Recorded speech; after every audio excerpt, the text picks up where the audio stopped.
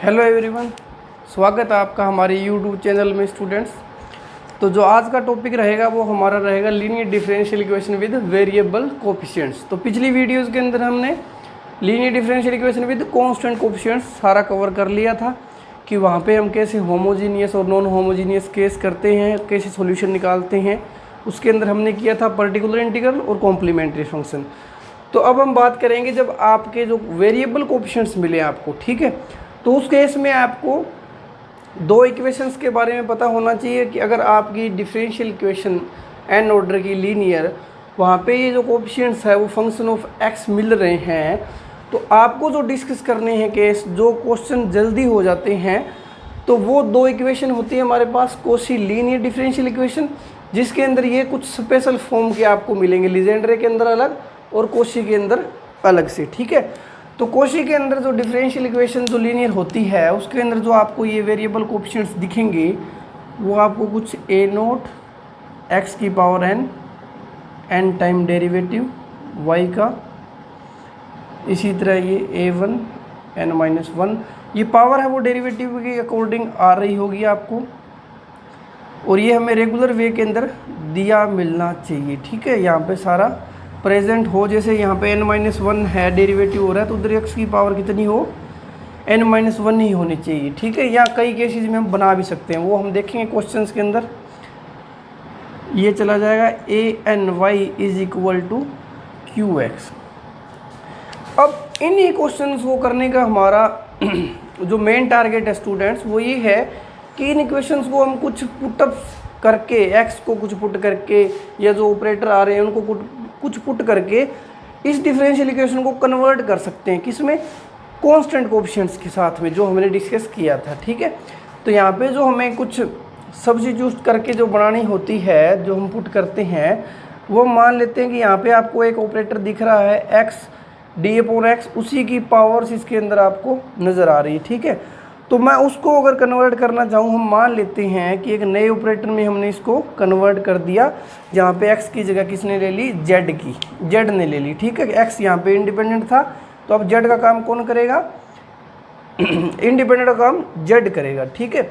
अगर ये पुट किया तो मेरे को x की जगह क्या पुट करना होगा, क्या चेंजेस करने होंगे वो देख लेते हैं, ठीक है। अगर अब इस ऑपरेटर को अप्लाई करेंगे z के ऊपर तो क्या मिलेगा आपको, ये मिलेगा जी आपको e x d z upon d x, ये जेड का with respect to z one हो जाएगा। यहाँ से आपको मिलेगा कि जेड जो है वो log x है, मीन्स यहाँ से आप x की वैल्यू निकाल सकते हो, क्या मिलेगी आपको, x ई की पावर z, यहाँ पे साथ में x पॉजिटिव है, ठीक है, क्योंकि एक log जो है वो पॉजिटिव के लिए ही डिफाइन होता है, ठीक है। तो x भी मिल गया। तो अगर आपने ये फर्स्ट ऑर्डर के लिए किया है, एक बार डेरिवेटिव किया हुआ था, अगर ये 2 टाइम्स दिया हो, फिर इसको हम कैसे देखेंगे, तब आपको करना है थीटा माइनस वन, क्योंकि मैं इस ऑपरेटर को जब मैंने चेंज किया था तो इसको हम जनरली थीटा ही मानते हैं, या आप इसको कुछ और भी मान सकते हो, वो कोई प्रॉब्लम नहीं।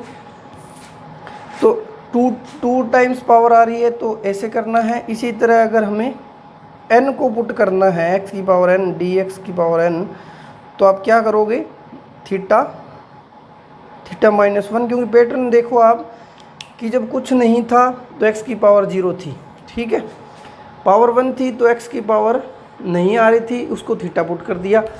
फिर यहाँ से देखा 2 टाइम्स, तो 1 माइनस वन मीन्स जब 2 आया तो यहाँ तक गया थीटा माइनस वन तक, 3 आएगा तो वहाँ पे थीटा माइनस टू तक, इसी तरह n आएगा तो वहाँ तक वो जाएगा, जो थीटा माइनस होता वो आपका चला जाएगा जी theta minus n minus one तक, ठीक है। n जहाँ पे आपका ऑर्डर मिलेगा डिफरेंशियल इक्वेशन का। तो ये आप इसमें पुट करोगे तो ये जो आपकी नई डिफरेंशियल इक्वेशन आपको मिलेगी वो आपकी अब कन्वर्ट हो चुकी होगी, जहाँ पे operator D upon x D upon d x था वो डी अपॉन जेड में जा चुका होगा, और डी अपॉन डी जेड को हमने थीटा मान लिया।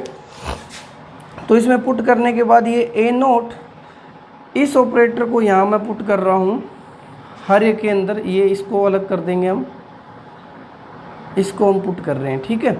तो y को राइट हैंड साइड से कॉमन ले लेते हैं। इसको पुट करने का मेथड भी बताया कि इसको मैं थीटा माइनस 1 कहाँ तक, n टाइम्स डेरिवेटिव है तो n माइनस 1 तक। ठीक है जी।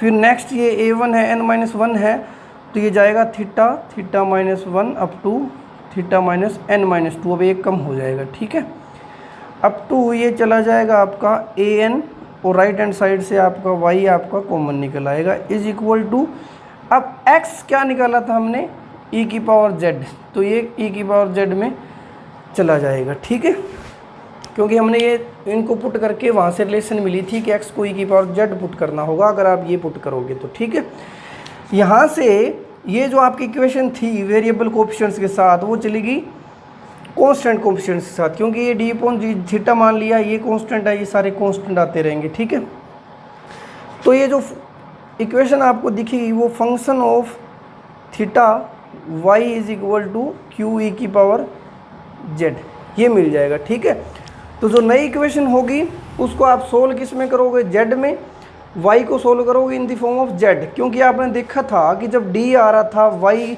को सोल्व करना था in the form of x। ठीक है, तो अब यहाँ पे z का फंक्शन आ रहा है तो z में सोल्व करेंगे इसको। ठीक है, तो इसके लिए हम कॉम्प्लीमेंट्री फंक्शन कैसे निकालेंगे, तो कॉम्प्लीमेंट्री फंक्शन के लिए हम यहाँ से क्या करेंगे, एक्सिलरी इक्वेशन निकाल लेंगे। वो हमें क्या मिलेगी, जो आपका फंक्शन ऑफ थीटा है उसको आप 0 पुट करोगे तो यहाँ से आपकी एक्सिलरी इक्वेशन मिलेगी। फिर आप रूट फाइंड आउट करोगे तो इसमें फिर केसेस बनेंगे। ठीक है, अलग अलग। तो हम मान लेते हैं कि पहले हम n को 2 ले लेते हैं कि ऑर्डर इसका क्या है 2 है, उस केस में क्या प्रोसीजर रहेगा बाद में उसको जनरलाइज कर देंगे। अगर n को 2 लिया तो इसके 2 रूट्स मिलेंगे m1 m2। अब इसकी केसेस हमने स्टडी किए थे कि m1 m2 क्या हो जाएं, रिपीट हो जाएं या दोनों डिस्टिंक्ट हो जाएं या फिर वो आ रहे थे किस में, कॉम्प्लेक्स में आ रहे थे। ठीक है, तो वो टाइप्स यहाँ भी होगी। तो ये करने का हमारा ये है कि अब ये सब चेंज करने के बाद हमारा सॉल्यूशन के अंदर क्या चेंज आएगा। जब हम कॉम्प्लीमेंट्री फंक्शन लिखेंगे तो आपका कॉम्प्लीमेंट्री फंक्शन अब किस में लिखा जाएगा, z में। कैसे, अगर ये दोनों डिस्टिंक्ट है, हम एक केस डिस्कस कर लें, आगे तो हमने किया ही हुआ पहले, बस ये देखना है कि अब सॉल्यूशन के अंदर जो चेंज जाएंगे वो क्या रहेंगे। तो ये दोनों अलग अलग हो जाएंगे, तो हमने वहाँ पे लिखा था c1 m1 c2 e की पावर m2 ये लिखा था। वहाँ पे हमने लिखा था x, क्योंकि x वहाँ पे इंडिपेंडेंट वेरिएबल का काम कर रहा था।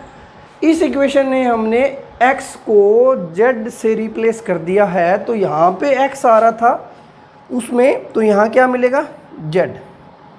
तो आपका सॉल्यूशन लिखने का जो चेंजेस आएंगे वो क्या रहेंगे, x में नहीं, अब ये z में आएंगे। अगर आपको ओरिजिनल इसका सॉल्यूशन चाहिए तो आप क्या कीजिए, इसके अंदर put z is equal to log x, वो आपको क्या मिल जाएगा, ओरिजिनल सॉल्यूशन मिल जाएगा। ठीक है जी। इसी तरह आप पर्टिकुलर इंटीग्रल भी निकालोगे, क्योंकि वहाँ पे 1/f निकाल रहे थे, यहाँ पे अब क्या आ जाएगा 1/f थीटा आ जाएगा, क्यू ई की पावर z में लिखा जाएगा। ठीक है, तो यहाँ से आपको पर्टिकुलर इंटीग्रल भी उसी फार्मूले से हम निकालेंगे। ठीक है, चेंजेस जस्ट इधर हुए हैं तो राइट हैंड साइड में भी चेंज हो चुका, तो उसमें कोई प्रॉब्लम नहीं आएगी, वो क्वेश्चंस करेंगे उसमें क्लियर हो जाए। इसी तरह स्टूडेंट्स हम लीजेंड्रे लीनियर डिफरेंशियल इक्वेशन को देखेंगे कि इसके अंदर भी जो वेरिएबल कोएफिशिएंट्स आएंगे वो कुछ पर्टिकुलर टाइप रहेगी उनकी। तो इसके अंदर जो आपको लीजेंड्रे लीनियर में मिलेंगे जो आपको कोएफिशिएंट्स वो मिलेंगे कुछ इस तरह के, पी नोट यहाँ पे आपका एक a प्लस बी मल्टीप्लाई हो रहा होगा, a प्लस बी एक्स, यहाँ पे ओनली x था। ठीक है, तो इसमें ये स्पेशल टाइप कोएफिशिएंट्स आ गए, वेरिएबल कोएफिशिएंट जो है। तो ऐसी इक्वेशन को हम क्या बोल देते हैं, जिसमें जो वेरिएबल कोएफिशिएंट्स जो है वो आपके इस फॉर्म के मिले तो वो लीजेंड्रे लीनियर डिफरेंशियल इक्वेशन हो जाती है। ठीक है, ये आपकी जनरल फॉर्म होगी लीजेंड्रे इक्वेशन की। ठीक है, आपने ध्यान दोनों के अंदर नोट यही करना है कि जो पावर n आ रही है वो डेरिवेटिव के इक्वल ही होनी चाहिए। अगर कम ज़्यादा हो रही है फिर वो अगर आप कुछ मल्टीप्लाई करके या कुछ डिवाइड करके x को वो आप बना सकते हो, वो अलग मैटर है। लेकिन आपको ध्यान ये ज़रूरी रखना है कि जितनी पावर आ रही है या जितना डेरिवेटिव आ रहा है उतनी ही पावर होनी चाहिए, तभी उसको लीजेंड्री लीनियर डिफरेंशियल इक्वेशन बोलेंगे, और साथ में ये खास कोफिशिएंट होने चाहिए। ठीक है, तो इसमें भी हम कुछ क्या करेंगे, पुट करेंगे, जैसे सब्स्टिट्यूट वहाँ पे किया था यहाँ पे भी करेंगे। तो यहाँ पे क्या करते हैं कि आपको दिख रहा है कि ये कुछ स्पेशल टाइप का ऑपरेटर यूज़ हो रहा है, इसकी पावर n, इसकी पावर n-1। ठीक है, तो कुछ इसको पुट करना होगा। तो अगर मैं इसको ये पुट करूँगा तो फिर मेरे को x में भी चेंजेस करने पड़ेंगे, क्योंकि अब x की जगह z आएगा, तो x और z में भी रिलेशन चाहिए। तो वो रिलेशन फाइंड आउट करेंगे। अगर हमने ये पुट किया और उसको ऑपरेट करवा दिया z के ऊपर, तो आपको यहाँ से मिलेगा a + bx और dz/dx = 1। इसको आप सोल्व करोगे तो ये आएगा जी z log a + bx, derivative होके ये b इसका नीचे आ जाएगा। ठीक है, जब आपने ये पुट किया, मीन्स इस ऑपरेटर को d/dz पुट किया, तो आपको log a + bx/b। ठीक है, अब हम क्या करते हैं, ये b, इसको b नीचे आ रहा है, इसको थोड़ा सा सही देखने के लिए, जैसे कि हमने z = log x दिख रहा था इधर, तो उसी सिंपल फॉर्म में बनाने के लिए अगर मैं शुरू में ही जो मैंने d/dz पुट किया था वहीं पे अगर मैं b/dz पुट कर देता, तो ये आपका b यहाँ नहीं आना चाहिए था, क्योंकि आएगा वो इससे कैंसिल हो जाएगा। ठीक है, इसी वजह से हम a + bx d/dx को जो ऑपरेट करवाते हैं, इसको चेंज करेंगे, वो b/dz में करते हैं, जहाँ पे b आपका x का कोफिशिएंट रहेगा। ठीक है, जस्ट अपनी सिंप्लिसिटी के लिए करते हैं कि आपका क्वेश्चन थोड़ा सा नीचे डिवाइड करना थोड़ा सा हार्ड रहेगा, तो उसके लिए ही हम जस्ट इसको b/dz करते हैं, और कोई बात खास बात नहीं है इसमें। ठीक है, फिर ये पुट किया तो आप देखोगे कि फिर पावर 2 आएगी।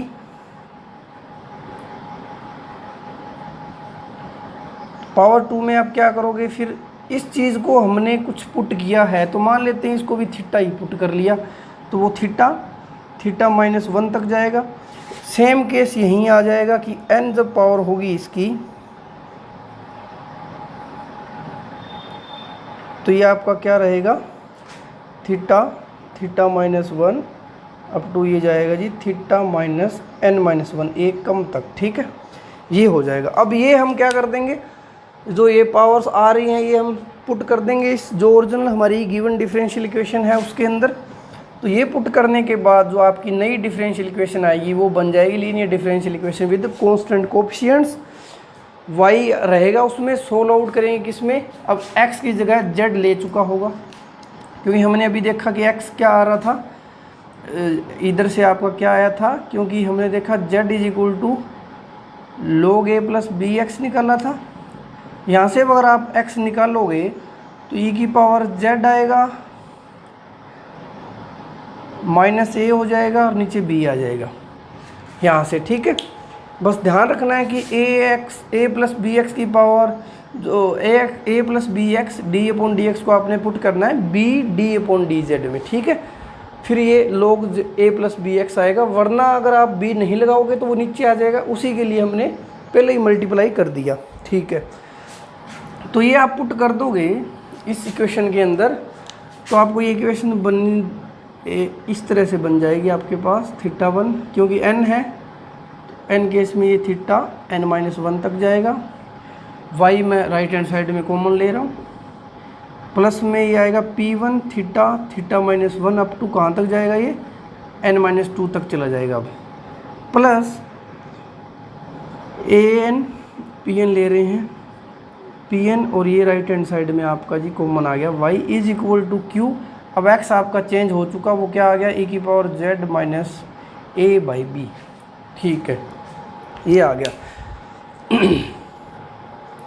यहाँ पे b0 नहीं हो सकता, आपको दिख रहा है, क्योंकि b0 हुआ तो ये कांस्टेंट के अंदर ही चला जाएगा, वो हम इजीली सोल्व कर लेंगे। तो अब हम ये लगाएंगे नहीं कि वो उसको हम हैंडल करेंगे कैसे, linear differential equation with constant coefficients. ठीक है, तो ये जो हमारी नई इक्वेशन है वो डिफरेंशियल इक्वेशन कांस्टेंट कोएफिशिएंट्स के साथ बन चुकी है। ठीक है जी, तो ये जो नया आपको मिला वो फंक्शन ऑफ थीटा मिल गया, और y के ऊपर अप्लाई कर दिया, और q e की पावर z - a/b बी। उसी तरह फिर हम क्या करेंगे, सोल्व करेंगे। अब ये जो सॉल्यूशन आएगा वो आपका किस में मिलेगा, जेड के अंदर मिलेगा। फिर आपने क्या करना है, ओरिजिनल डिफरेंशियल इक्वेशन का अगर आपने सॉल्यूशन निकालना है तो हम क्या पुट करेंगे, जेड को log a plus b x, ठीक है, ये पुट करेंगे। तो ये हमने इन दोनों को कैसे करते हैं, कैसे क्वेश्चंस करेंगे। पर्टिकुलर इंटीग्रल के लिए भी सेम वही रहेगा और कॉम्प्लीमेंट्री फंक्शन के लिए भी सेम, जो हमने linear differential equation with constant coefficients में किया था वही यहाँ पे करेंगे, ठीक है। तो आज के लिए इतना ही, थैंक यू।